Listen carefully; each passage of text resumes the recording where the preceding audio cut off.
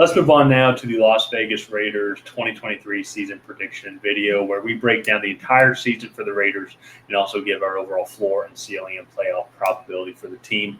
But before we do that, if you have not already, smash that subscribe button and also ring the bell to get notified whenever we create new content. Ryan and I, we are doing a fun season-long competition where we will predict and make videos on every single NFL game. So if you want to follow our competition, and also join us every Sunday night starting this Sunday at 8:15 Eastern Time to join our live show and listen to our overall recap of the day's games and also start previewing the Monday night game the following day and also next week's games and just kind of review all the action that happened that day. Be sure to subscribe and ring the bell to get notified. This Sunday, since no games will be going on, we will be reviewing maybe any fun college football action and also then doing our 32-team bold prediction for every single team. So it'll be fun. Come join us. And Ryan, let's get into it here. So as I said, we predicted every single NFL game and just kind of went over just a little chart and algorithm kind of just signifying how we think the team's going to do this year. And the Raiders, by far, I think, we know the record was 3-11-3, then with 3 ties, and what the ties are just depending on the overall matchup or time of the year. Just kind of indicated like, we just left it like that to kind of also show the floor and ceiling we feel. And the Raiders, volatility, to me, is what describes the Raiders. To be completely honest, it's like we could have had 10 ties. And so that's why it's really tough. And because there was such a facelift done with this team, so many new pieces, so many new players, where it's really just going to be tough to tell. And that's where I kind of almost lean a little bit towards them not making the playoffs and maybe it being closer to, 6-11 potentially might actually be the record, even though I know here that's our ceiling. But it's just so tough to predict. But I lean that way just because so many of these new pieces are going to be learning a new offense or a new defense or just an overall new system. Because last year they went 6-11 with Derek Carr, and they really only had Devontae Adams as the number one guy. Matt Collins has started to come on. Josh Jacobs had a career year. He's coming back now officially. But there were so many close losses with the team, so many one-score losses. Almost every single one of their games were one scores, whether it be wins or losses.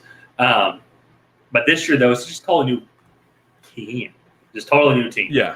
Outside of a couple of players. So it's just really hard to navigate and judge. I think they did improve on the defensive line with getting Tyree Wilson. I think they did improve in the receiving room. But then did they improve with Jimmy Garoppolo? That's going to be the thing to monitor. It's hard, I think, for running backs, especially in this day and age, to have back-to-back rushing leader season. So can Josh Jacobs repeat what he did last year? Will the offensive line have the same performance? That's just all these questions that's just going to be happening, and there's so many new pieces to kind of judge how they're going to do this year. And one thing that I want to say to kind of put in perspective how we came to this record, they are in a really tough division. They also are playing 2 really tough divisions in, I believe, the NFC North and the AFC West. Yeah. Or AFC East, my bad. They are in the AFC West, so they are playing all those teams as well. But one of the things historically that leads me to believe that the Raiders are going to be less successful than more successful is just Josh McDaniels. When he was the head coach at Denver, he came in, brought in Brandon Marshall. Him and Jay Cutler did really well. And then he alienated Jay Cutler, brought in Tim Tebow, and then all these other new pieces, and basically did what he's doing now with the Raiders. And then the next year they were not good. And it kind of crumbled that organization within a few seasons. And so for me, I just think you look at what the Raiders did this offseason with Josh McDaniels. To me, it just looks like history repeating itself. And I just don't think it's a good sign when you have a pretty good thing going. And there were parts last year, the Raiders looked like they had a top 5 offense in the NFL. They just could only do that for a couple quarters, and then they would fall apart.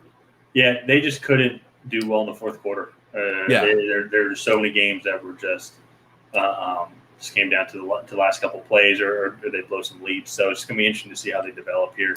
But even then, you're right. Like just in general, though, like so, week 1, that's a toss-up game. I think they could beat the Broncos, but also like we have no idea honestly how either team's going to do this year.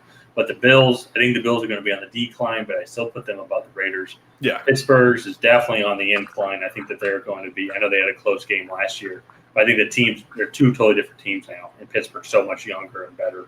Chargers are better. I think they're a playoff lock in my opinion. Packers, I think, is going to be a tough game, and then the Patriots. That's a tough game as well. So, that right there, the first 6 games just for the Raiders. I mean, 0-6 is a legitimate possibility, I think, for this team. Yeah, definitely.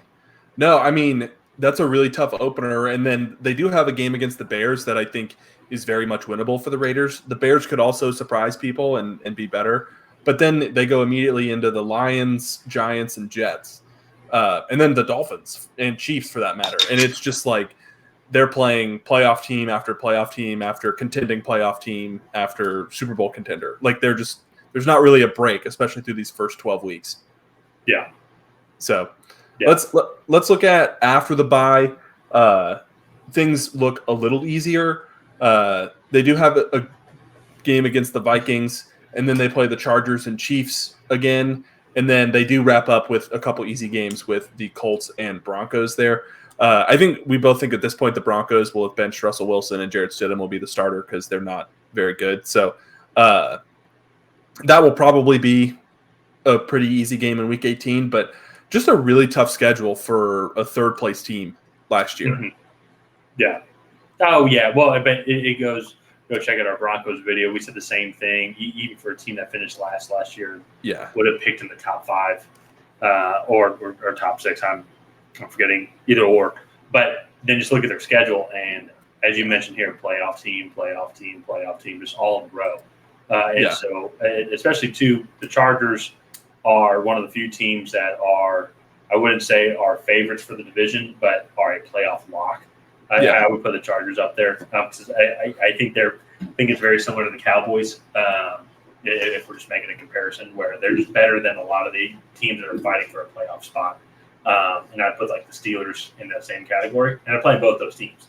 So even then, like those are going to be playoff tiebreaker type wild card games that they are underdogs in my opinion, just going into those games. So and I think.